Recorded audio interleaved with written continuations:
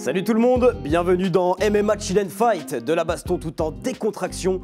Alors vous le savez, pour faire un beau combat il faut être deux, et bien pour une belle émission c'est exactement la même chose. Sébastien Love est à mes côtés, comment ça va mon Seb? Salut mon Lucien, ça va et toi? Écoute, ça va très bien. Ouais, ça va le genou, ce qui paraît que tu sais pas courir. Oui, bon c'est un peu difficile en ce moment, je cours pas mal, je cours vite mais des fois je tombe. Bon, je pense que je vais me mettre à un sport un peu plus léger, un peu plus cool, le MMA, je pense que c'est pas mal. Mais c'est très bien, ça, Oui. c'est pour les fragiles. Voilà, ce sport. exactement, Voilà. exactement. Ça va pas mal là. Oui, on va recevoir quelqu'un alors qui combat bien, qui court bien, je ne sais pas, il va nous le dire, tu vas nous le présenter. Il nous vient du plat pays. Il est plus connu pour ses abdos que pour ses tresses. S'il vous plaît, monsieur Idriss, l'homme aux abdos d'acier, Altidor. Salut Idriss, ça va? Ça va Idriss? Ouais, c'est vrai, j'avoue, l'homme aux abdos d'acier, ok. Je comprends le surnom. Ça va Idriss, tu vas bien? Ça va, merci, je vais super bien et vous? Ouais, ça va super. Super content de t'avoir Idriss. Voilà, chaque fois on se voit que dans la cage nous. Ouais, là c'est Et là, l'occasion de se voir ailleurs. Ouais, mais, c'est cool, c'est cool. Et quelque chose me dit qu'il connaît l'émission. Je connais l'émission Oui. effectivement, Ah, parce magnifique. que j'ai mon ami Boris qui est passé par là, donc j'ai pu voir un peu... Qui nous a fait des recettes de cuisine d'ailleurs. Oui, exactement. Boris. Ouais, pour Recettes de l'émission. cuisine, Des sandwichs, je crois. Ouais, fait des on l'a pas mal vanné, Oui, Boris. c'est Smash or Pass. Ouais, oh oui. Ouais, je sais pas si t'en as parlé de ça, sa Ah, petite non. émission, non? Mais tu T'as jamais vu cette émission? Oh là tu là. regarderas magnifique. l'émission, tu verras. Magnifique. Tu verras. Bon, Idriss, on te présente pour nos téléspectateurs. T'as 24 ans, 9 victoires, 3 défaites. Yes. Tu aimes te faire frapper les abdos. Bon, ça, on y reviendra un peu tout à l'heure. Mais ce que tu préfères, c'est arracher des mâchoires. Et à ce qui paraît, t'es pas trop mauvais au bowling. Mais l'État m'a dit, ton attaché de presse avec qui on a un peu préparé l'émission, seulement avec les gouttières. C'est le cas? Là, je crois qu'il y a diffamation là. Ça, c'est un gros mensonge. Non, elle a rien dit, Neta. C'est moi qui ai rajouté ça. Non, mais le bowling, une passion donc. Bah, une passion, peut-être pas passion, mais Ouais. c'est quelque chose que j'aime beaucoup faire. Ok. Quand je m'ennuie le week-end, j'essaie toujours de choper un ami ou deux, voilà, pour les rétamer un peu. Je vais rétablir la vérité parce que là, il dit ça avec un ami ou deux. Mais en off, les mecs, vous m'avez dit que le bowling, ça vous servait pour les dates. Ah non, Qu'est-ce que vous m'avez dit? Oui ou non? mais Moi, je vais rétablir la vérité.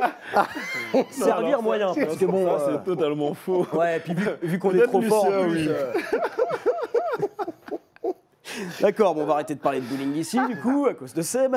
Non, Seb, tu connais très très bien Idriss, par contre, tu l'as expliqué à de nombreuses reprises. Ouais, plusieurs fois, 4 ou 5 fois, et c'est vrai que c'est toujours explosif, c'est du spectacle, Ouais. et puis c'est des combats dont on se souvient, donc j'aime beaucoup ce combattant, que ce soit sportivement et humainement, et c'est des gens, tu sais, tu as toujours des combattants auxquels tu t'attaches, et Idriss, il en fait partie. Et le dernier que j'expliquais, je me demande, c'était pas MMA Academy d'ailleurs. Ah si, Ouais, si. C'était ça. Et puis après, je suis la progression. Donc c'est génial déjà de se piquer les premiers combats. Puis après, tu les vois dans d'autres grosses organisations comme le Striker. Et du coup, bah voilà, moi j'ai hâte de le voir après continuer et puis voir jusqu'où il va aller. Surtout qu'il y a beaucoup de potentiel chez Idriss. Ah, Mais oui. potentiel, ouais, bon. Justement, prochain combat, Striker MMA 8, le 25 octobre à la Halle des Sports de Jodogne, je prononce bien? Jodogne. Jodogne, Yes. tu vois, ouais, je suis pas belge, désolé. En Belgique, du On coup, te vous l'avez pardonnera. compris, face à Abdou Ignev. Comment ça se passe la prépa, Idriss? C'est bientôt? Ouais, c'est bientôt. Moi, ma prépa, c'est toujours la même chose. Ouais. Je me prépare, pas de spécificité pour cet adversaire. On fait toujours la même chose. On défend la lutte, on strike. Donc, c'est toujours pareil. Gros cardio, prépa physique. Vraiment être prêt à tout. Après, lui, je sais que c'est un gros lutteur. C'est un profil que j'ai pas beaucoup eu. Justement, là, c'est quelque chose que j'attendais vraiment avec impatience. J'ai envie de me tester. Ouais, c'est un lutteur lui à Ignace. Ouais, il lutte beaucoup. La TFS Team, un mec Ouais. qui est réputé pour faire de grosses guerres aussi. Ah, mais c'est tout ce que j'aime. Ouais, c'est vrai. Moi, la vérité, s'il y a une grosse guerre, tant mieux. On va essayer de lui arracher la tête proprement.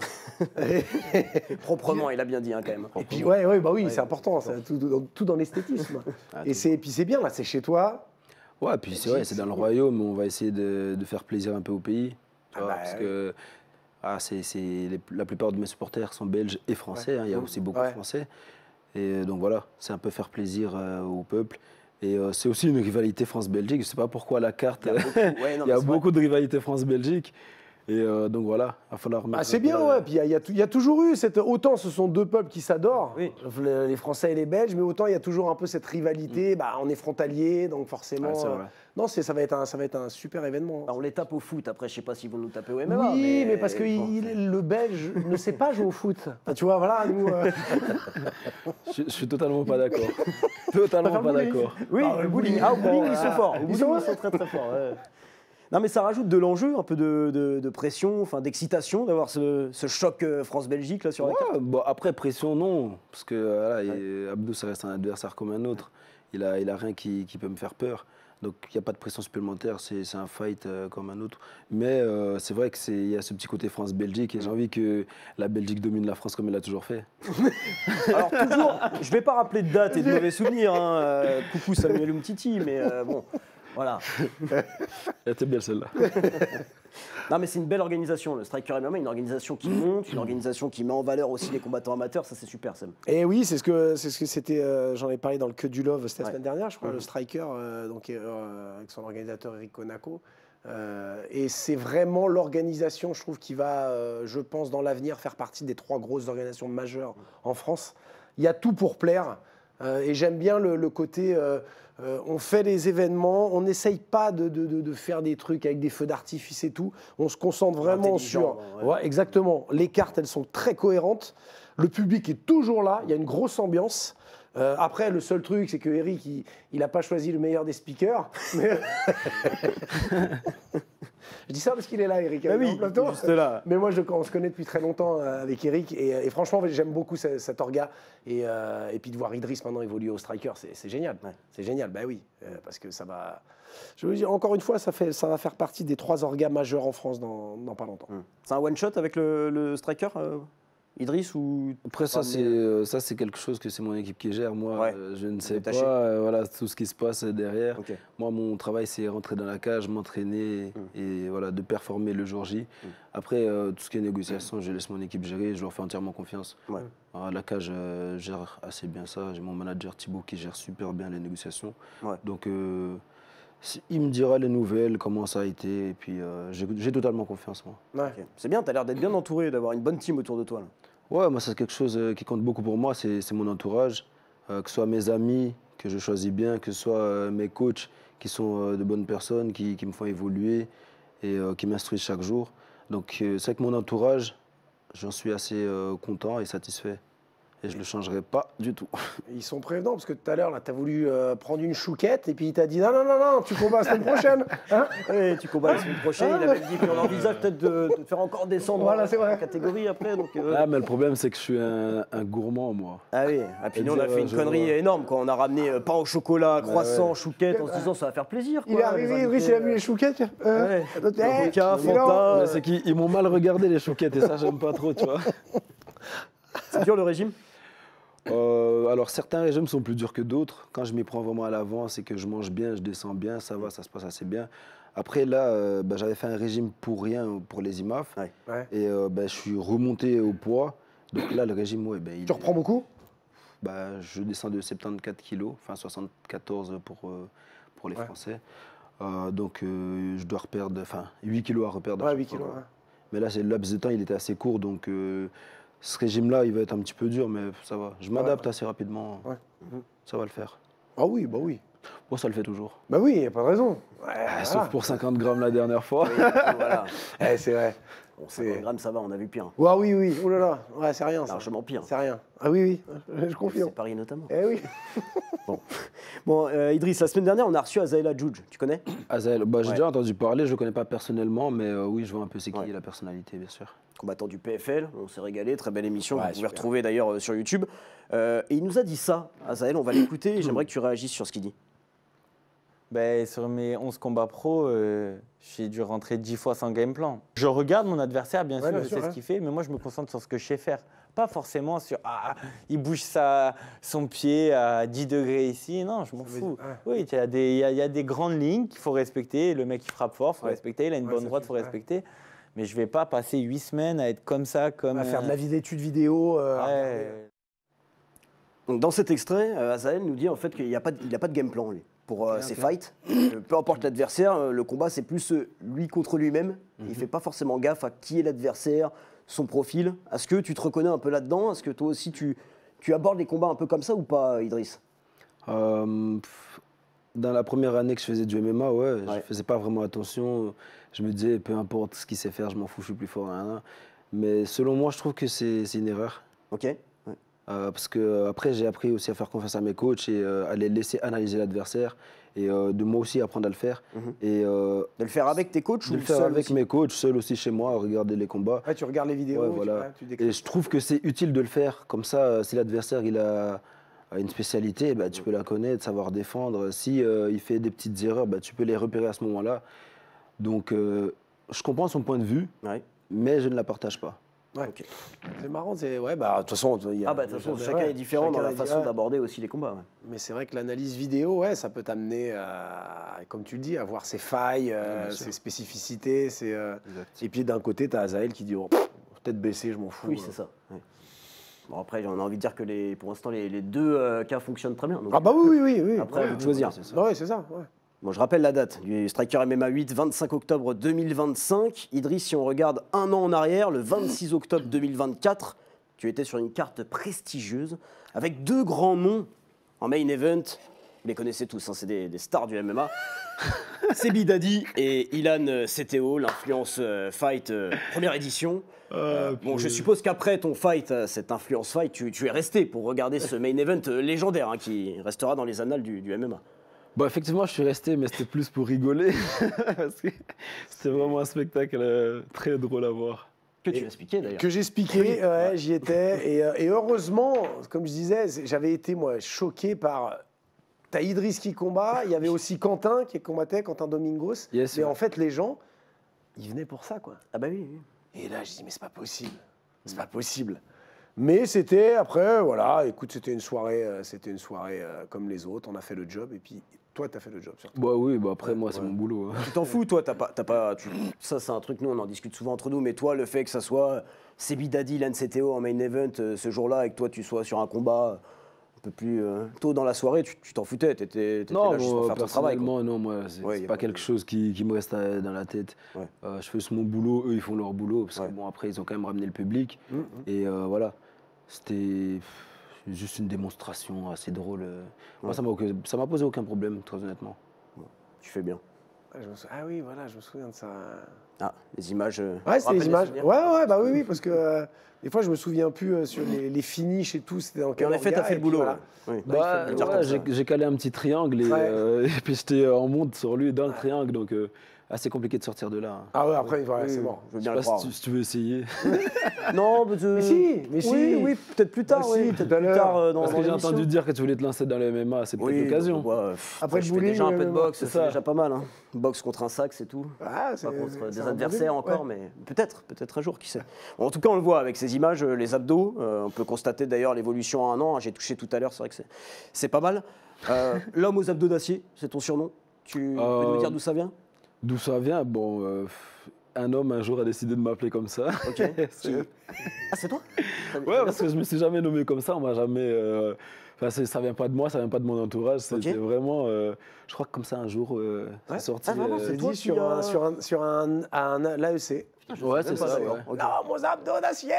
Voilà. Et maintenant, regarde, ça tape avec une batte dans les abdos. Voilà. Et puis c'est resté. Ah, mais ça, c'est un truc de ouf, ça. Et cette vidéo-là, elle a fait je sais pas combien de vues. Elle a fait 2 800 000 2 millions, vues.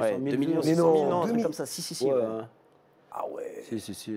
Et c'est mon coach, justement, Maga Mounaïf, qui essaye un peu de voir si c'est vrai. Alors qu'il sait que c'est vrai. Donc il a voulu retester. C'était assez marrant. Ouais, c'est bien, une petite méthode à la cool, quoi. Barre de fer, à l'ancienne. Mais oui, bah, c'est bien ça de tester comme ça. La résistance physique, c'est important. Ouais, bon, il y a ton coach, mais tu as même lancé un petit challenge aussi où tu invites tous les combattants à venir tester tes abdos d'acier. Il y a eu Bakary Samaké, qui s'est bien déchaîné d'ailleurs. Cyril Gann, Ramzat Chimaev, ça c'est quand même incroyable. Baki, Jordan Zebo, tiens là c'est Bakary Samaké, qui n'y va pas de main morte. Qui frappe le plus fort? Samaké, ça l'a frappé fort, non? Il a frappé vraiment super fort, mais ça va, j'ai encaissé assez facilement. Ouais. Enfin, après, je sais pas, c'est normal. Mais là où j'ai eu le plus difficile, on va le voir peut-être. Chimaev.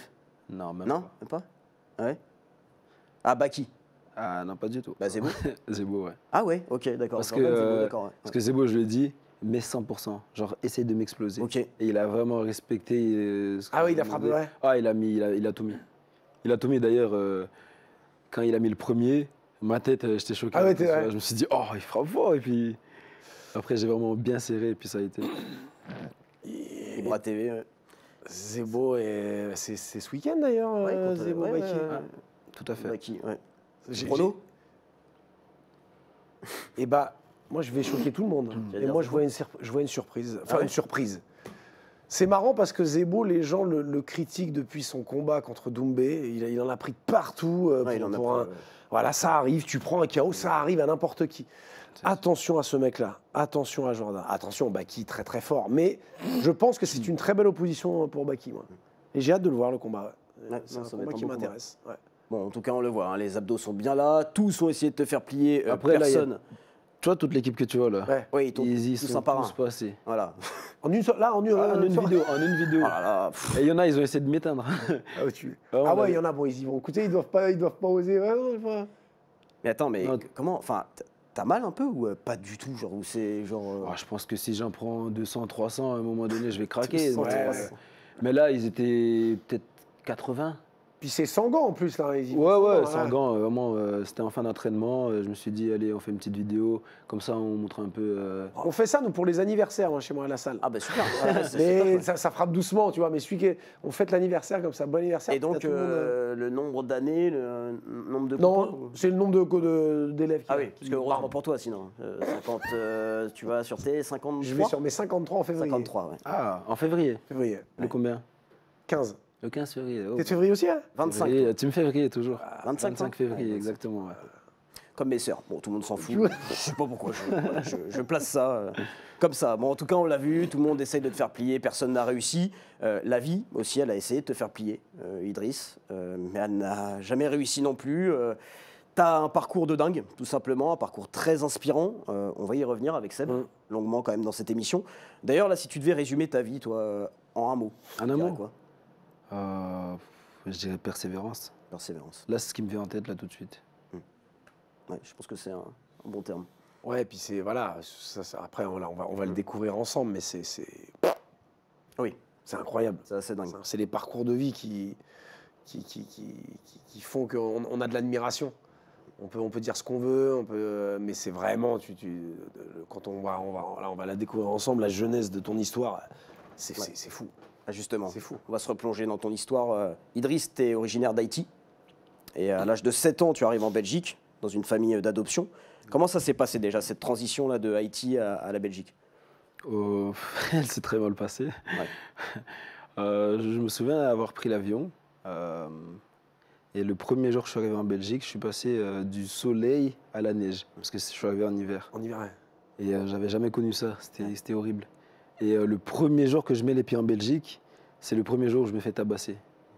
C'est comme ça, on t'annonce la couleur directement. Hein. Ils n'ont pas voulu. Bienvenue en Belgique. Quoi. Voilà, c'est ça. On m'a annoncé comment ça allait se dérouler. Et tout de suite, j'ai compris. J'ai sombré directement dans la violence. Donc, l'arrivée n'est pas ouf. Ouais. Vraiment, je suis arrivé. C'est parti direct en vrille. Et comment ça s'est fait? Alors, cette famille adoptive est venue déjà à Haïti Alors, il y a Prendre eu visite. 2 visites. Ouais. La première visite, c'était en mode. Moi, faut savoir que j'étais à l'orphelinat. Ouais. Donc, je vivais pas avec mes parents. Je connaissais juste ma mère qui venait me rendre visite tous les dimanches. Après, ils sont venus, ils ont vu un peu et puis ils m'ont choisi. D'accord. Tu as eu l'occasion de discuter un peu avec eux? Non, parce que moi, je parlais pas français. Ok. Et puis, c'était pas quelque chose qui était fait dans les règles. D'accord. Tu vois, parce que moi, j'ai vu de l'argent circuler et puis je pense, c'est grossier de le dire comme ça, mais je pense que c'était plus un achat qu'une adoption, tu vois. Donc, Quand tu le regardes, ça fait marcher. Oui, totalement. Ça fait comme tu l'as dit, je suis vu, ils m'ont choisi. Ouais. Si tu acheté quelque chose. Bah, c'est comme si tu vas au marché, Ouais, et c'est puis, ça, ouais, il y a le plus beau légume qui est moi, et puis, et puis voilà, Mais ils ont choisi. Non, mais oui. J'aime ce recul. tu vois, de maintenant d'en rire, d'en parler, parce que ça. Oui. Mais c'est vrai que sur le moment, tu vois. Puis surtout, t'es môme, quoi. Oui, c'est ça. Alors, toi, t'aurais jamais été choisi. Non, tu vois, bah parce non, que non. moi, je suis légumes pourris, là, c'est quoi ça? Non, mais c'est vrai que normalement, en plus, ce système d'adoption, enfin, est super. Non, mais est quand même contrôlé, en tout cas en France, en Belgique aussi, je pense. Donc c'est pour ça que là, tu dis que c'est. Après, c'était Il y a des dérives, il y a bon. beaucoup de dérives. C'était en 2008-2009 que je suis arrivé. Ah oui. Donc je pense qu'à ce moment-là, c'était différent. Je pense aussi que voilà, il y a eu des choses qui ont été mises en place pour que ça se reproduise plus. Et je pense aussi que c'était une question de contact parce que on a été quand même 6 à être adoptés. Ouais. D'accord. Donc, je sais pas, normalement c'est pas légal Ouais, de prendre. On nous a pris 2 d'Haïti, 2 du Bénin, 2 du Canada. Donc, Ah oui, donc c'est. voilà, ça s'est fait rapidement. Une fois ils sont venus, deuxième fois je suis parti. Ouais. Et voilà. Et quand tu pars, tu sais que c'est un. Bah, ma Tu mère, sais que tu vas rester là-bas tout le temps? Non, ou ma mère, t'as- elle me l'a dit, tu pars. Et elle m'a donné un numéro à retenir. Elle m'a dit, retiens ce numéro. Mais j'étais tout petit et le numéro, je l'ai retenu jusqu'à aujourd'hui. Incroyable. C'est fou, hein. En plus, c'est le numéro d'Haïti, donc il y a le plus 509. Ah oui, t'as Et le puis, il y a tous les chiffres derrière. Et à cet âge-là, elle m'a dit, c'était son numéro de téléphone en fait. Ouais. C'était plus 509 627 59 09. Et jusqu'à aujourd'hui, j'ai jamais oublié. Ouais, c'est un numéro que tu. Non, parce que voilà, elle m'a dit, retiens ça, c'est très important. Et quand j'ai grandi, parce que moi, je connaissais pas téléphone, les appels. Ouais. Parce qu'Haïti, voilà, c'est pas comme ici, à 6 ans, tu connais déjà les téléphones, tu sais tout faire. Et quand je suis arrivé et j'ai compris, c'était en fait le numéro, c'était pour ça. Et j'ai essayé de l'appeler plusieurs fois, c'est jamais passé. Ok. Ouais. Enfin, c'est pas indiscret, hein, tu me dis, hein, mais tu l'as revu ta maman?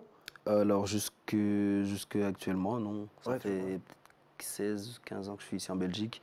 J'ai jamais revu. Et tu lui as parlé ou... De temps en temps, je parle avec au Ouais. téléphone, mais c'est très rare parce qu'il y a un décalage horaire, il y a problème de Wi-Fi, il y a, Ok, il y a ouais. beaucoup de trucs qui font que la communication, elle passe pas toujours. Mais moi, je compte faire du MMA ma vie pour déboucher sur une grosse somme financière et pouvoir régler tous les problèmes que mes parents ils ont en Haïti, ma femme. Ok, ouais. Et elle sait ce que tu fais? Elle sait ce que tu fais, ta mère? Elle sait ce que tu es devenu, la carrière que tu mènes?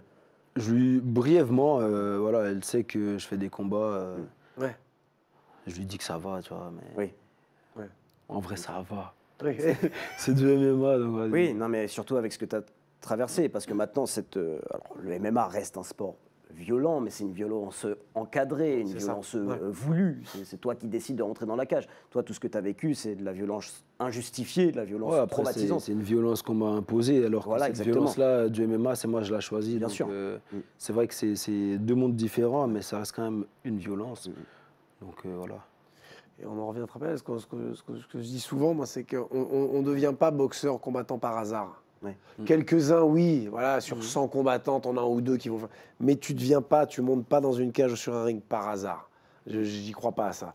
Il y a quelque chose qui fait que tu as besoin d'extérioriser. Et nombreux sont les combattants qui ont ce besoin de par des histoires différentes. Et la tienne, elle est hyper. Ça prend au trip, quoi. Quand et puis savoir maintenant où t'en es, c'est génial. Et toi, d'avoir cette envie de dire, je suis combattant de MMA et je veux régler après les problèmes là-bas, retourner ou faire venir ta mère, je sais pas, mais c'est hyper, c'est touchant, quoi. Ouais, T'as un après, but et C'est c'est ça, incroyable. j'ai ce but-là et je travaille pour. Donc tous les jours, j'essaye de faire mon maximum, de me dire que voilà, j'ai été meilleur qu'hier, de progresser vers l'objectif. Bon, après, j'ai beaucoup d'objectifs, hein, mais Oui, mais actuellement, vu la situation du pays, c'est mon plus gros défi là, actuellement, je Ouais. dirais. Ouais, ça te donne une force supplémentaire parce que tu ne combats pas que pour toi. Je pense que c'est d'ailleurs Ah ouais, voilà, c'est exactement une ça. force supplémentaire par rapport aux autres combattants. Alors chacun a son histoire et parfois des histoires très, très difficiles. Mais toi, là, tu es en mission en fait, Idriss. Ouais, totalement, je suis totalement en mission parce que je sais que si je rate un combat, je rate une opportunité, je rate de l'argent, je rate le fait de savoir ma mère en sécurité, ma petite sœur, mon frère, ma sœur, parce que j'ai 2 sœurs et un qui frère. sont là-bas ou qui sont Tout le en Haïti monde en Haïti. Tout le monde en Haïti, ok. Ouais, je suis le seul qui est venu Ouais, qui est ici en parti. Belgique. Ouais. Tu arrives à le supporter, tout ça, ça fait quand même beaucoup de charges, tu vois, même mentales, sur tes épaules. Je me dis. J'arrive à le supporter, oui, et assez facilement, parce que j'ai toujours grandi et vécu comme ça.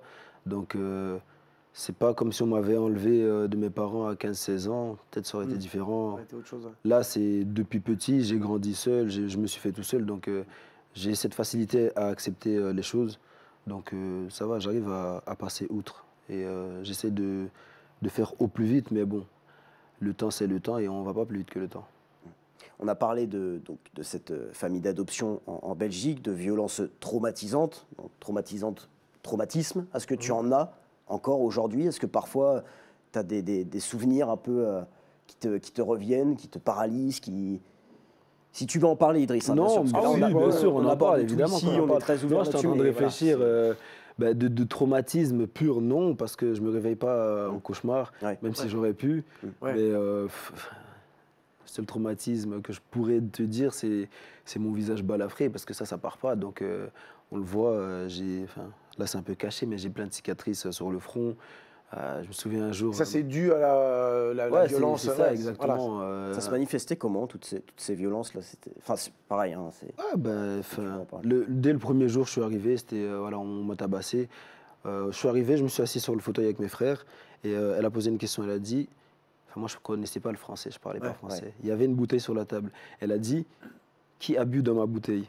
Moi, j'ai compris, qui veut de l'eau? Parce qu'elle a montré la bouteille. Et mon frère et moi, on a dit moi tous les deux.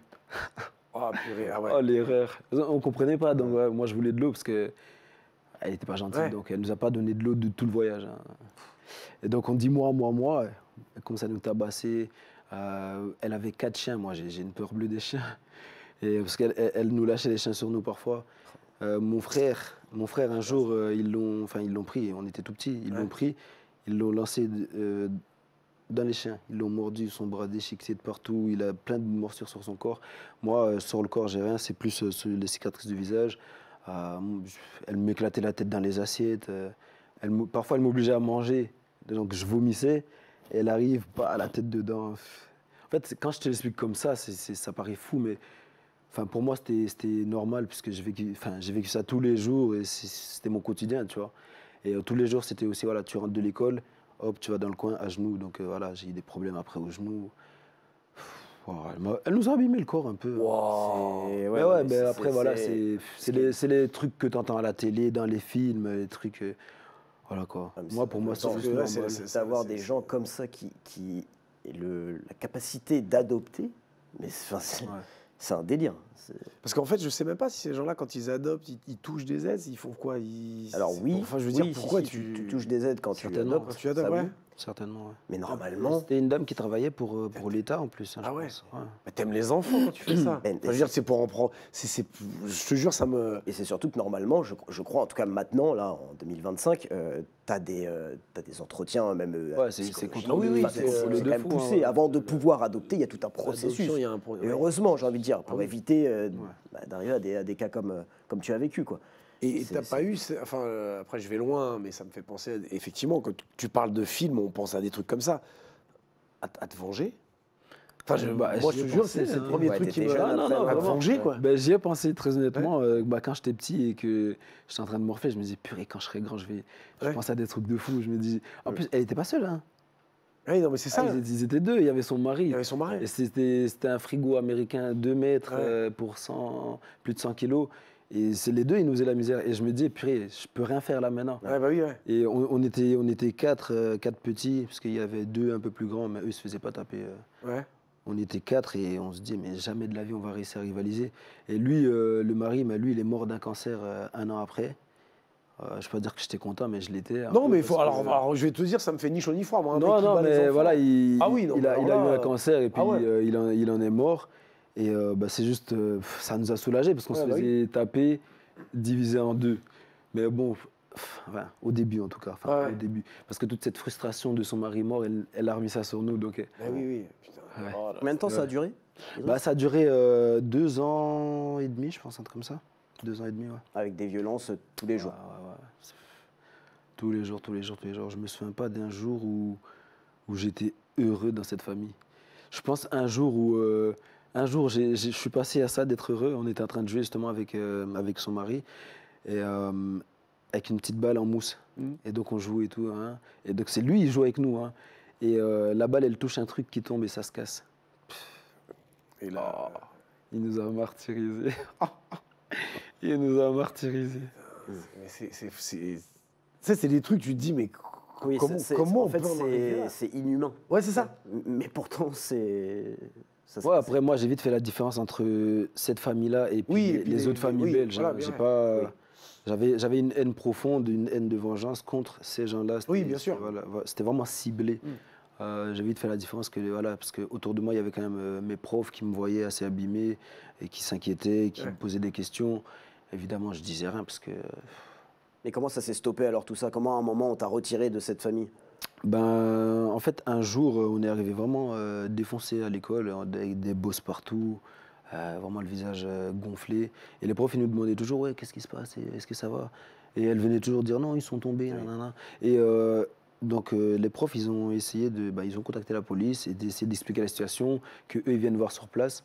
D'ailleurs, c'était ma prof de primaire, avec qui je suis en très bon terme, et après, qui est devenue, en quelque sorte, ma famille d'accueil parce que j'allais très souvent Chez eux. chez elle, tu vois.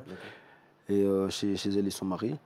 Et très accueillant. C'est ça aussi que j'ai vu deux visages du Belge. Ouais. Donc, et un jour, comme ça, ils ont appelé la police. Donc on était 4. Le plus petit, il a pris le vélo.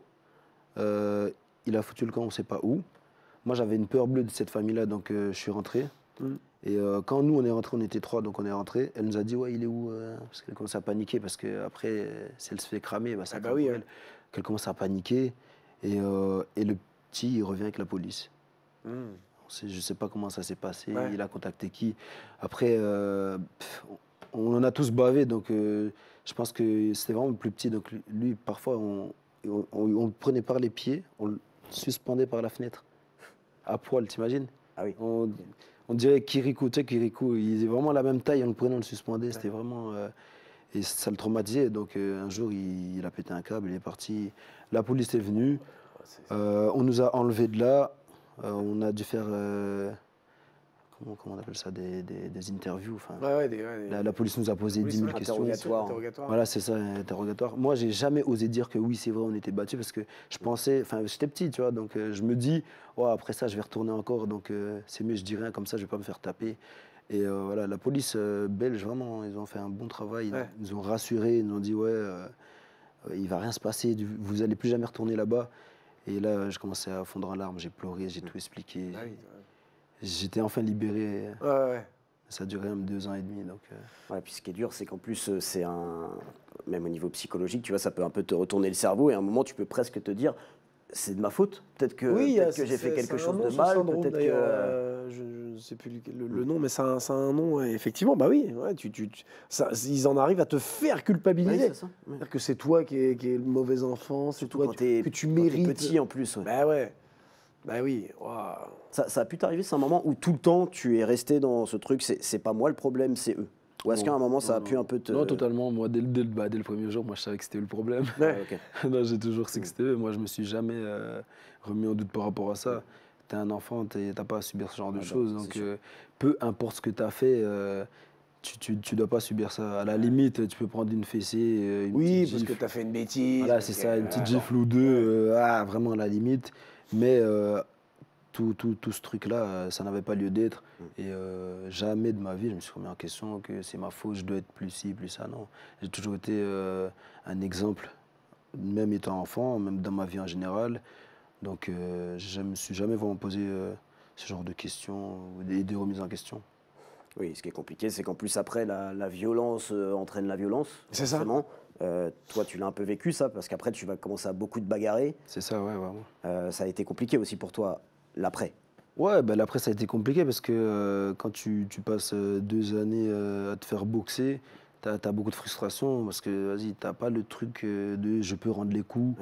Oui, t'as tout intériorisé. Voilà, tout est en toi, t'es en colère tout le temps, tu ne vois même plus le sens de la vie à ce moment-là. Donc, le premier qui me regardait mal ou qui me parlait mal ou même qui essayait d'être un peu proche de moi, j'avais tendance à ressortir cette violence-là que j'avais subie.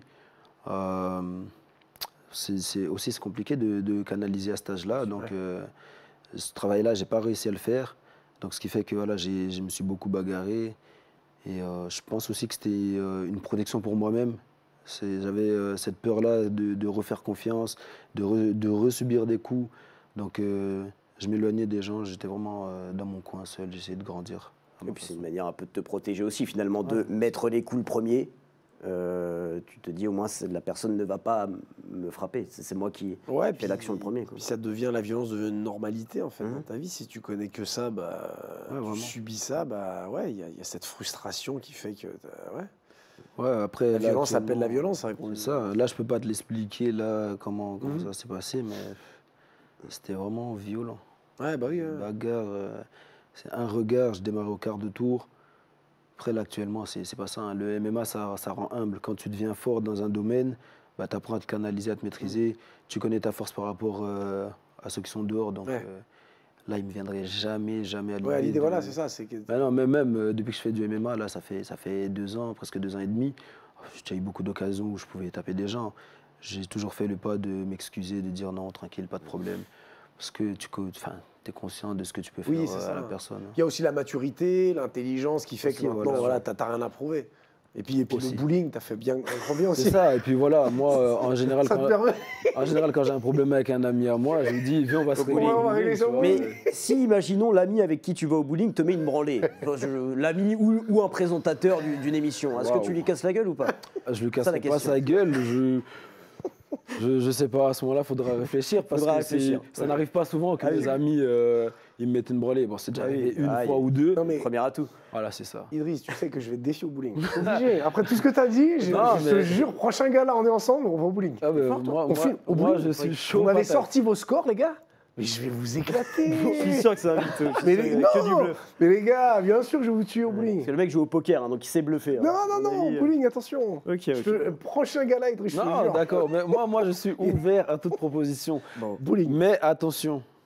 Il y a une règle avec moi. On joue avec les gouttières, oui, je sais. On joue pas avec les gouttières, mais le perdant règle la note pour le resto d'après. Ah, sans problème. Ça, c'est toujours comme ça. Sans problème. Okay, c'est quoi? allez. Je te règle même ta nuit d'hôtel. Je dis à l'organisateur qui règle l'hôtel, c'est pour moi. Allez, ça marche alors. Allez, vas-y, on part là-dessus. On fera un bowling tous les trois. Ah ouais. Et on verra. Obligé. Bon, le bowling, oui, mais ce qui t'a vraiment sauvé, c'est quand même les sports de combat. Et ça arrivait un peu par hasard en plus dans ta vie, toi. Ouais, vraiment par hasard. J'ai poussé les portes de la cage coaching un jour et j'ai adhéré à la mentalité de la salle. Persévérance, respect, discipline. C'est vraiment des valeurs que j'incarne dans ma vie de tous les jours.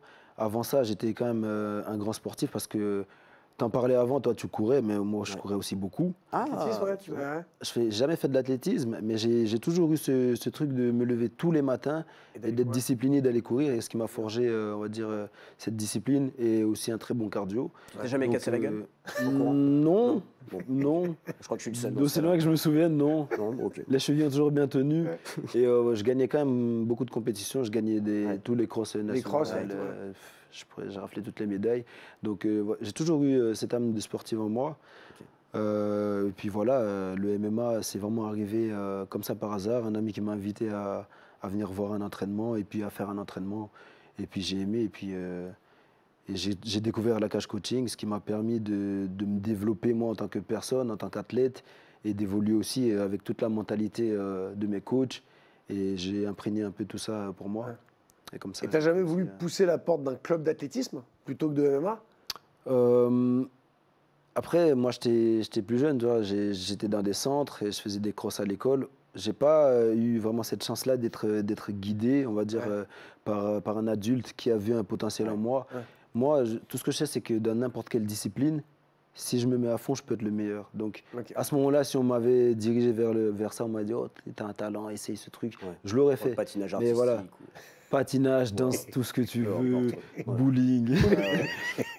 Franchement, ouais, j'aurais tenté un truc. C'est l'âme du compétiteur, ça. Donc c'est vraiment le fruit du hasard. Je suis arrivé à la cage, j'ai kiffé la mentalité, le hasard fait les bien coachs, et puis voilà quoi. Ouais, et puis je pense qu'avec le MMA aussi, tu as pu reprendre le contrôle. Tu vois, passer, comme on l'a dit tout à l'heure, passer d'une violence imposée à une violence encadrée, voulue. C'est ça. Et ça, quand même, c'est fort. Ah oui.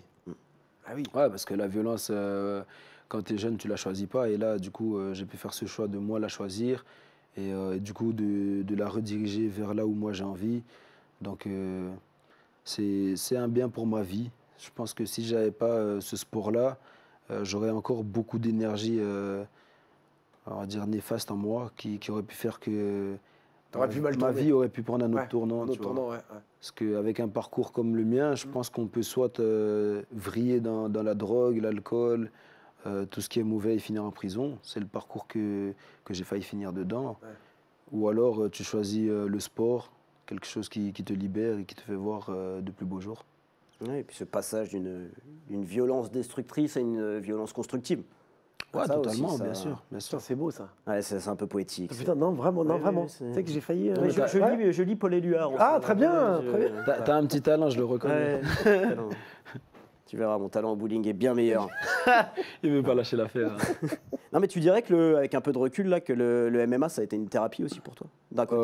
Je sais pas si tu as déjà vu des psys, par exemple. Bah si, oui. Oui, si. Bah, moi, par exemple, quand j'ai quitté cette famille-là, Ouais. du coup, j'étais dans une autre famille. C'était une vieille personne, une dame âgée, donc elle n'a pas su garder 4 enfants à charge. Donc on nous a placés dans des centres. Ouais. Et je ne sais pas qui l'a voulu comme ça, mais l'État nous a imposé de suivre, Une qu'on soit thérapie, suivi ouais. par des psychologues. des Ouais. psychologues. Ouais, c'est très bien. Oui. Ouais. Et oui, c'était très bien, si j'avais compris que c'était très bien. Oui, mais Mais à moi, ce stade, j'ai- ouais. Moi, j'ai Évidemment, compris c'est qu'on m'a imposé quelque chose à faire et moi, je ne suis pas ce genre de mec qui Ouais. se laisse imposer les choses. J'aime aussi faire mes choix. Et à ce moment-là, pour moi, je trouvais juste que c'était des charlatans. Je ne trouvais pas l'utilité d'aller parler de ce que j'ai vécu. Alors qu'en soi, oui, là, actuellement, je le comprends, c'est une thérapie, ça libère, Ouais. tu changes aussi. Donc, Ah, t'avais pas la maturité, t'étais c'est jeune. ça, j'étais un enfant. Et Et voilà, puis, pour puis un pour enfant, être dire on va voir un psychologue, ça fait que, qu'est-ce que je pour suis être pas tout à fait malade. honnête, je suis arrivé Ouais. et je n'ai jamais parlé à cette dame. Ouais. Elle me parlait, elle me parlait, elle me parlait. Au bout du 3e rendez-vous, elle en a eu marre. Elle m'a dit, c'est Ah oui. bon, je veux plus. Ouais. Et moi, je voulais pas. Je Et la depuis, connaissais pas. est-ce que tu as Non, tenté depuis, une non, thérapie non, non, ou est-ce non. que tu... Franchement, non, jamais. J'ai toujours été seul à grandir pour moi dans ma tête, à essayer de me refaire. J'ai toujours su que je ne fumerais pas, que je ne boirais pas, que je serais un sportif. J'ai toujours su que je deviendrais une bonne personne. Donc, j'essaie toujours d'aller dans cette direction-là. Et pour moi, je n'avais pas besoin d'un psy pour m'aider justement à relever la pointe parce que je suis quelqu'un de dur au mal. Donc, je vais toujours chercher à m'améliorer même si la vie frappe fort, tu vois. Même pas de prépa mentale, même pour tes combats, Non, pour non, plus non, l'approche non, non. sportive Vraiment pas. Non. Prépa mentale, je repense juste à mon parcours en fait. Je me Ouais. dis, regarde d'où tu viens, regarde qui t'attend, regarde à tes parents qui sont C'est encore vrai dans que la c'est- merde. C'est une belle source de Oui, motivation, oui, là, pour oui, le en coup. effet. ouais, ouais, Très ouais. honnêtement, ça ma Ouais, tu te prépa sers en mentale, fait c'est de, ça. ouais, bah oui, de ta propre histoire pour. C'est ça. Si je te dis maintenant, je regarde le parcours de Francis Ngannou, c'est une sorte de prépa mentale aussi, parce que Oui, c'est ouais. c'est un gros parcours. Mais je peux aussi regarder le mien. Bien sûr. Pourquoi Oui. aller chercher loin quand tu es encore dans la merde, quand tu as encore beaucoup à faire, quand tu as encore ta famille qui galère, qui sont en insécurité, parce qu'en Haïti, c'est chaud, chaud. Ah oui. Donc, ouah, tu vois, c'est Ouais. Pour c'est l'instant, ça la va bien. façon de faire. Oui, oui, ouais. 9 Oui, victoires, 3 défaites en amateur. Amateur encore combien de temps, tu sais? Tu te laisses du temps encore avant de passer Moi, pro? comme je le répète souvent, Ouais. j'ai confiance totalement en mon équipe, Ouais. en mon coach Maga Mounaev, Islam Isaev, Thibaut Paoletti Mhm. et Kenny ACP. Donc, c'est vraiment ma base, c'est ces 4 personnes-là. Donc, quand eux sentiront que je serai prêt, je serai prêt. Ouais. Là, je te donne pas de date, je peux pas hyper. Moi, je suis un novice dans ce sport. Ça fait que 2 ans et demi que je suis dedans. Je dois encore me développer au niveau des combats, mentalement, au niveau du fight IQ, aussi être à l'aise dans la cage, goûter vraiment à toutes les difficultés possibles et imaginables dans une cage. Donc, voilà, je peux pas encore te dire quand, mais moi, honnêtement, j'y pense pas. Je pense d'abord à me forger Ouais. une base très solide parce que je vise quand même quelque chose de très grand.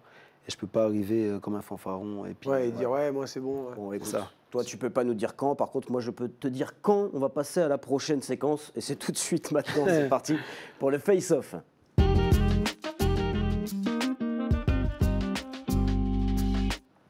Bon, Idriss, je t'ai briefé avant. Donc Ok. tu sais tout ce que tu as à faire dans cette séquence du face-off. Je réexplique quand même pour nos téléspectateurs. Des personnes vont s'afficher dans l'écran. Idriss va s'adresser directement à ces personnes. Tu les connais toutes. Ah, ok. Donc à toi de jouer, Idriss. C'est parti pour la première personne. Patrick Abiroa. Patrick, mais ça, c'est mon gars sûr, ça, c'est mon Tu lui gars parles. sûr.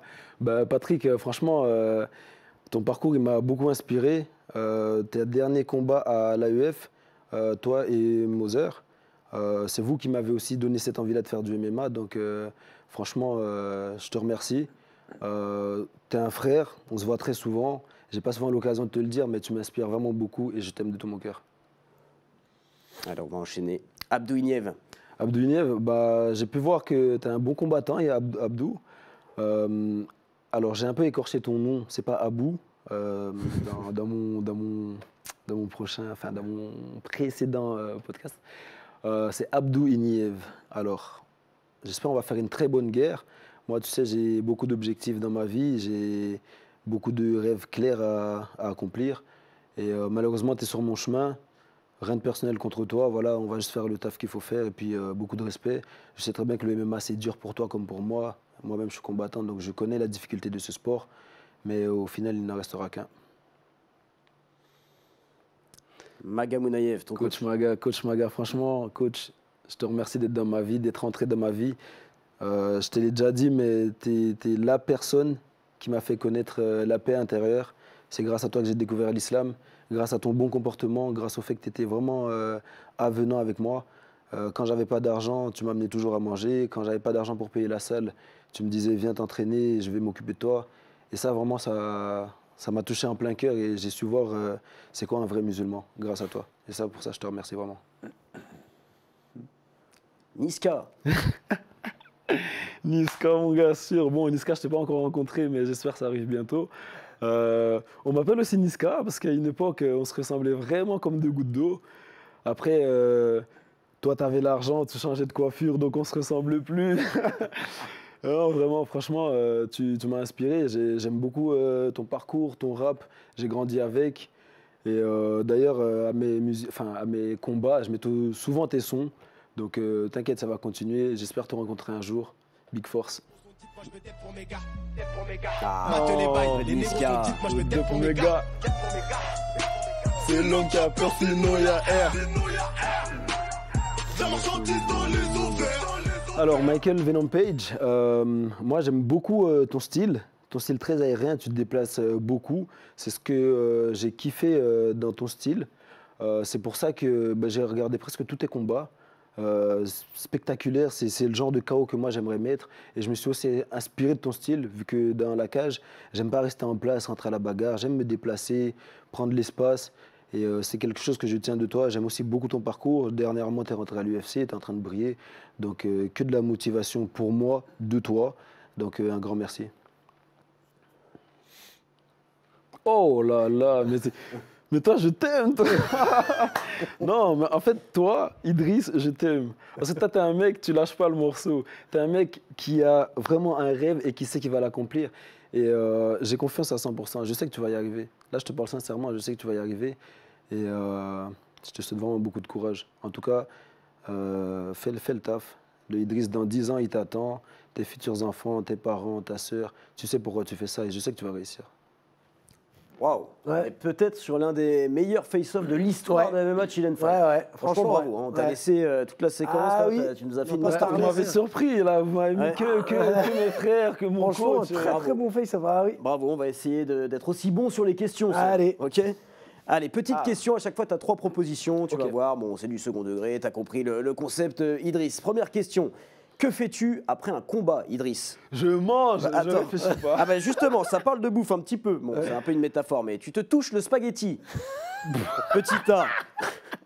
Petit B, tu ramènes ta team à une white party de P. Diddy. Petit C, tu fais un peu de rab à la salle, pas que pour du MMA visiblement. Allez, vas-y. Bon, Je crois que vous êtes très proche avec le coach. Hein. Non, mais après, il était en train de m'étirer, c'était pour un défi. Oui. Si je faisais le grand écart, Non, mais j'aurais eu la après, Mercedes. Tu fais ce que tu veux. Non, mais il y a un contexte derrière On tout est ça. très ouvert d'esprit ici, Idriss, ne t'inquiète pas. Non, il y a un contexte derrière tout ça, il faut le comprendre. La vidéo est sur mon profil, allez voir, sinon ça va pas là. Non, ben choisis la troisième. Voilà. Pool party, P. Diddy, tout ça, on n'est pas dans ça. Voilà, on a quand même une certaine image à tenir, donc on va la tenir. Et le premier non plus, voilà. Un peu de rab à la salle. Ah, peu de drame à la salle. Ah ouais. Voilà, c'est ça. Bourreau de travail. Après MMA Academy, tu pourrais participer à petit A, la Star Academy, petit B, un dîner presque parfait, ou petit C, Secret Story. Et ton secret, mon corps est en acier, seule une partie est molle et petite. On est con quand même. Ah mon Dieu, vous êtes fous. Bon, je ne connais pas lequel va rapporter le plus de visibilité. Donc, Secret Story, je pense. Secret Story. Je pense. Ouais, mais toi, tu veux me diriger dans une direction là. Attention. C'est ça. Hein, Non, honnêtement, je dirais un dîner presque parfait si je suis dans le jury et que je dois goûter. Moi, t'aimes bien cuisiner, toi aussi, non? Non, j'aime bien cuisiner Ouais, parce que oui. depuis que j'ai 17 ans, je vis tout seul jusqu'à maintenant. Donc, j'ai eu le temps d'apprendre à connaître mon corps, ce que j'aime manger, ce que j'aime pas. Petit disclaimer, j'aime tout. Donc, ouais, dîner presque parfait et je taperai tout ce qui bouge, moi. Bon, magnifique. Allez, prochaine question. Quelle est ta plus grande crainte, Idriss? Petit A, prendre un KO en 15 secondes après un middle dans les abdos. Petit B, que ta musique d'entrée soit libérée, délivrée. Je sais pas si tu connais. Libérée, délivrée, bien sûr. Suite à une erreur du DJ. Et petit C, que la France continue de battre systématiquement la Belgique au foot. Bon, ça n'a aucun rapport avec le MMA, mais on a envie de parler du seul belge. On est quand même dans cette rivalité de France-Belgique, entre guillemets. Hein. C'est quand même quelque chose qu'il faut remettre sur la table. Mais je ne choisirais pas le foot. Je ne choisirais pas non plus la musique d'entrée, libérée, délivrée. Je ne mentirai plus jamais. J'essaie de ne pas mentir. Donc c'est très bien. Pas mal. Je prendrais plus le premier. Ça la foutrait mal quand même. Bah, après, t'es combattant. Moi, je suis en train de me construire justement cette image d'indestructible qui fait un peu peur à mes adversaires. Ce serait quand même dommage pour ma carrière. Et puis même, moi, personnellement, j'ai jamais pris de soumission dans un combat. On m'a jamais terminé dans un combat. T'as dit 15 secondes quand même, s'il te plaît. Ouais, pas abusé. Ouais, quand même, ça me ferait chier quand même. La dernière question, un peu musicale. La musique sur laquelle tu pourrais faire ton entrée pour la blague. Petit A, Claude François, cette année-là. Magnifique. Alors Seb a pas de Delph. Hein. Ouais, pourtant moi j'ai pas de Def moi. Et d'ailleurs. Pourtant tu as le style pas de Def. Oui. Ah, ça c'est vrai ça. Voilà, c'est pas mal. Hein. D'ailleurs moi je dis tout le temps pas de Delph, mais c'est pas de Def. Pas de Def, pas d'éléphant. Pas de Def. Pas de Def, ouais. Petit B, Patrick Sébastien, est-ce que tu l'as vu?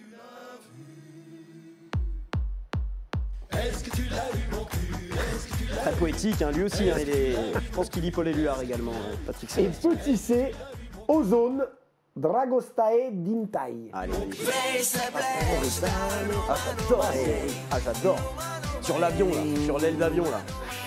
Comme ça. C'est horrible. Alors, pour la blague. Je choisirais la réponse A. Claude François. Ah oui, bien sûr. Cette année-là. Oui. Ouais, en plus, voilà, c'est cool, c'est chill. Voilà. Je la mettrai pas moi personnellement, mais si ça rentre, bon, cette c'est année-là, pour la blague, voilà. c'est ça. Bon, magnifique. Eh ben, cette année-là, on se régale. Et cette émission aussi, on se régale. Et c'est le que du love, Seb. Tu vas nous faire vibrer un petit peu. Ça. Allez.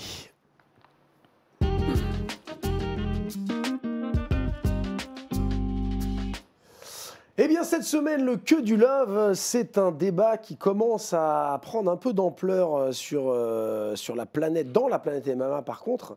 C'est le fait que les combattants, je parle surtout des Français, refusent de s'affronter entre eux. C'est vrai ça, j'ai vu ça. Voilà. Eren Agbo, qui est venu dans l'émission l'année dernière, en a parlé. Mika en a parlé, Michael Lebou en a parlé. Alors, on a parlé sur quoi ? Parce qu'il paraît qu'on n'a plus le droit de prononcer les maîtres fumiers. Il paraît que quand tu dis maître fumier, t'es un... Alors moi, j'assume complètement. Je l'ai vu sur leur story maître fumier. RN qui en parle, Mika qui en parle, parce que je n'avais pas vu sinon les podcasts qu'ils avaient fait.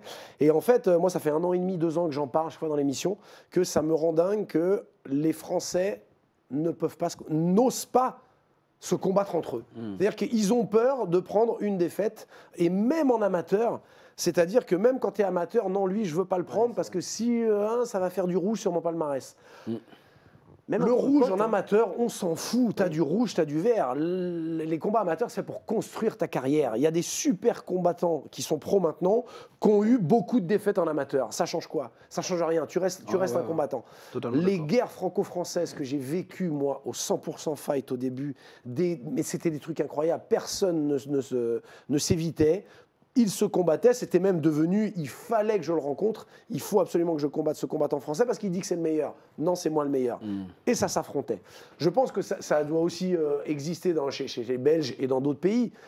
Mais c'est très français de dire non, parce que c'est mon frérot. Oh, c'est ton frérot. Adrien nous l'a fait aussi entre potes. Il m'a dit, son pote, il a dit, je ne pourrais pas le combattre. Alors que j'ai aimé le discours d'Eren Agbo qui dit, c'est notre métier. C'est notre métier, c'est notre taf. Je t'aime bien. on se fight, et puis on va bouffer au restaurant ensemble après. Et c'est ce qui se passait en plus à l'époque du 100% et d'autres galas dans lesquels je bossais. Voilà, tu te respectes en tant que combattant, mais tu ne t'évites pas. Et pour moi, c'est l'essence même du sport. Deux grosses équipes. C'est comme si PSG Marseille. Ah bah non. Non, on va pas. Mais non, on s'en fout. D'accord, je suis totalement d'accord. Real Barça. Que tu gagnes ou que tu perdes, ça n'enlève rien au Real, ça n'enlève rien au Barça. Même si tu as pris une volée à 4-0, on s'en fout. C'est le sport. Moi, demain, il y a des combattants français qui s'affrontent. Il y en a un qui va gagner, un qui va perdre. Ça ne retire rien au talent de même celui qui a perdu. C'est tout. Ça fait partie du sport. Donc c'était mon que du love, un peu coup de gueule. Ouais. J'aimerais retrouver ce qui fait l'essence du sport et des sports de combat, que les meilleurs s'affrontent. C'est ça qu'on veut. Et s'il y a deux combattants français qui sont extrêmement forts, qui veulent s'affronter, arrêtez de faire venir des mecs du Brésil, de je ne sais pas où, qui ont un palmarès négatif, qui viennent juste pour prendre un chèque. Ouais. Et il n'y a aucun... Pour moi, il n'y a pas de valeur sportive. Et ça me rend dingue. Ça me rend dingue. Donc voilà, c'était un peu notamment Baki Doumbé, tu vois, ça c'est très sympa. Non mais même Baki Zebo. Tu vois, oui, Baki Zebo, voilà. C'est quelque chose, voilà. Moi, ça me hype. Ouais, bien sûr. Quand il y a eu Amine contre Mika, ça, je le regarde. Aussi, ouais. Ah oui, je suis totalement d'accord. Je partage ce point de vue. Voilà, ouais. Je partage totalement le point de vue. C'est hyper important. Surtout en amateur. Je pourrais comprendre certains professionnels qui veulent d'abord monter leur palmarès, mais à un moment donné, il faut que ça se rencontre. Si tu dis que tu es le meilleur en France et que je suis en France, tu as normalement ton ego de combattant qui te dit non, plutôt. Si tu penses être le meilleur, viens m'affronter parce que je sais que je suis le meilleur. Mais ce truc en amateur, je trouve, il ne devrait pas exister du tout. Parce qu'en amateur, comme tu l'as dit, c'est fait pour créer justement le combattant, prendre de l'expérience. Quand tu passes pro, de toute façon, tu recommences à zéro. C'est rien. Bien sûr. Et c'était la semaine dernière, je ne sais plus où j'étais la semaine dernière, je piquais un amateur qui perd, il était dégoûté, il avait les larmes aux yeux. J'ai été le voir, j'ai dit, c'est un combat amateur. Mais c'est rien, tu es en train d'apprendre. C'est pas grave. C'est pas construis ton truc. C'est pas grave. Je suis tout à fait d'accord avec toi. Franchement, je te suis 100%. Le coup de cœur qui se transforme en coup de gueule, mais on est tous d'accord avec Seb. Et Seb, c'est déjà l'heure du main event. Main event. Ah, ils t'ont devancé presque. T'as vu, il faut te lever rapidement. C'est l'heure du main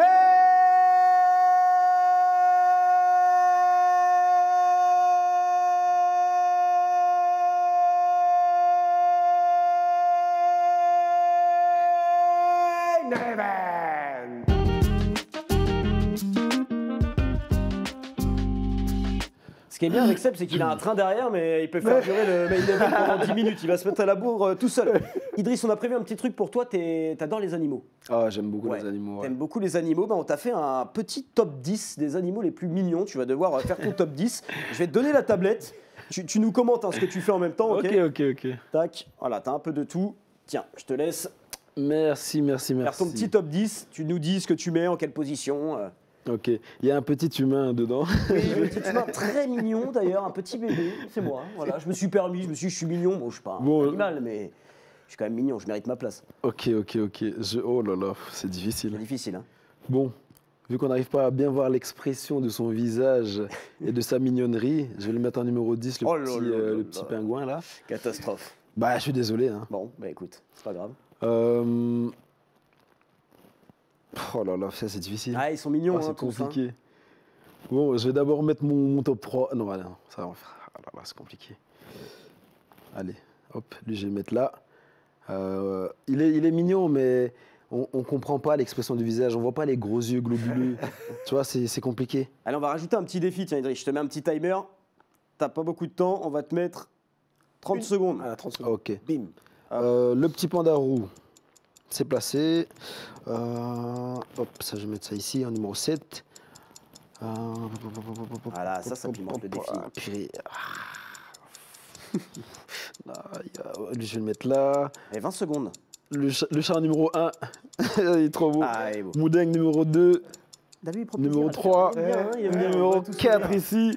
Et toi, vas-y, t'es dans la moyenne numéro 5. C'est bon, c'est carré. C'est bon. Waouh, fort, magnifique. Eh bien, merci, Idriss.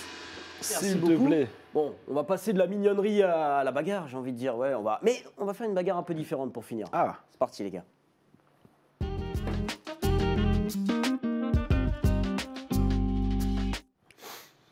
Bon, la bagarre, normalement, je me fais frapper, mais là, Idriss, l'homme aux abdos d'acier, oh là là. sur toutes les vidéos. Bon, je ne suis pas Ramzan Chimaev. C'est la première fois que tu vas te faire frapper. Mais donc, on va frapper Idriss, tout simplement. Ah, moi, j'ai peur de me faire mal à la main, par contre. Ah, tu veux un gant? Avec un gant, je peux? Ah, bah, bien Attends, sûr, je teste quand même juste en. Vas-y. Attends. Ça va le poignet? Non, ça va. Non, il a bien tapé. Ah, Voilà, j'ai eu peur merci. Parce que tu prends un.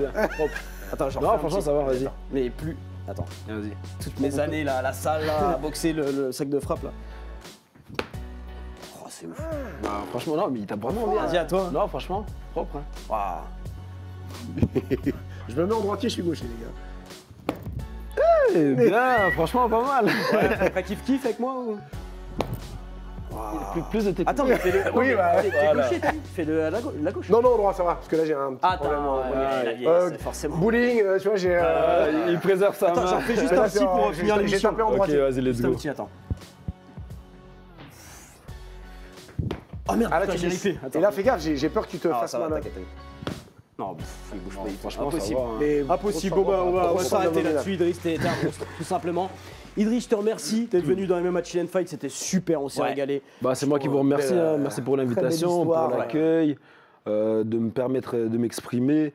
Bah, je le prends un peu comme une sorte de thérapie, hein, parce que Merci. le mood est bon. Tu règles en carte bleue Non, je règle en bowling. En bowling, bah, très bien, très bien. Puis vu qu'il va finir dernier, bah, il va nous payer, voilà. Donc c'est super, c'est super. Je rappelle, 25 octobre en Belgique. En Belgique. Striker MMA 8. 8e édition. Ouais. Idriss Altidor face à Abdou Ignef. À ne pas manquer, voilà, vous avez la petite affiche. Merci beaucoup Idriss, merci mon Seb. Merci beaucoup. Merci à vous. Et puis nous on fait une petite pause, mais on se retrouve très bientôt dans MMA Chill and Fight. Je vais remercier aussi toute l'équipe en régie, François Caudal à la réalisation, Julien Perronet à l'édition, Paul Lebret au son, Sandrine David au maquillage et puis Rose Hamon à la production. Salut à toutes et à tous. On peut dire qui est le prochain invité? Oui, tu peux. André Zetoun. Oui, André Zetoun. André C'est Zetoun, pas mal, prochain quand même. invité. Ouais. Voilà. Allez, à très bientôt sur MMA Chill and Fight. Salut tout le monde.